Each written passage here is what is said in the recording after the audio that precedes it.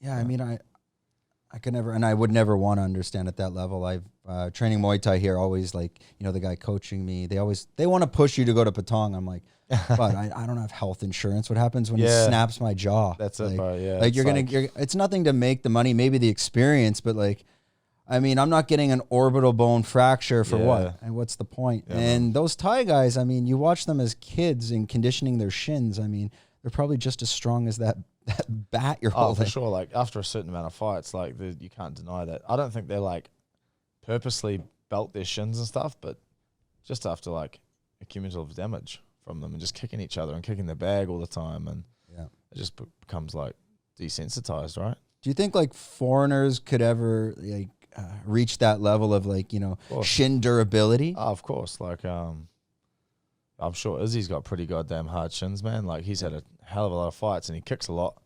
So his are definitely probably harder than the average Joe's.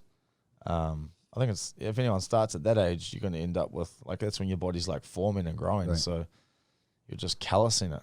You're just callousing it from a child up. Yeah, these kids, I'll see them, they're running around the back street. There's a gym here called Revolution, and Sutai is over there. And these kids are like maybe 5 or 6. I mean, they're running maybe 10K a day. I mean, yeah, the monsters, huh? Monsters. But it's monsters, it's kind of, it's a bit, we were starting up a Muay Thai foundation. That's kind of something I have on the side that I want to get to. I can't do everything.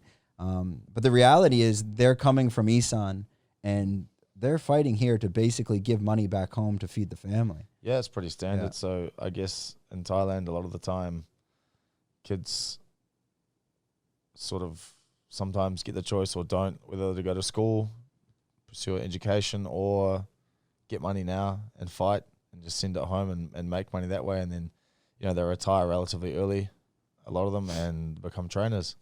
Yep. So it's like security. I guess it's like security and having that income and all that time.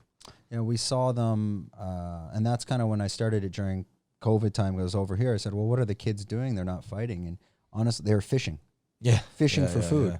It would have been rough, man, like for sure. Yeah, and some of them will come from these Bangtao communities over here, and they'd be fishing, and the dad would be trying to get some sort of job, but they're literally fishing for dinner. Yeah. It was really sad, and we tried to raise a little bit of money and do what we could do, but I mean, that time was pretty rough.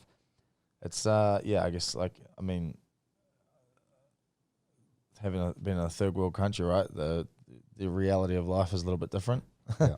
Like compared to people like us, right? The government like gives us money, and in our country, the government was like giving out money to like sort of cushion the blow that they made on the economy and the effect on other people's lives. But like over here, that's non-existent. Yeah, I mean it didn't last that long, and there was a point where like I had friends that I've known in Thailand, Thai friends for a while, and they would ask for money, and I'd send 1,000 here or there when I could. Yeah. I mean, otherwise I don't think they would reach out. And these aren't the Thai stories of send me 10,000 baht. Yeah. And you never see it again. They're legit like asking, hey, can you send me 1,000 baht here or there? Yeah. We'll get past the sob stories and stuff like that.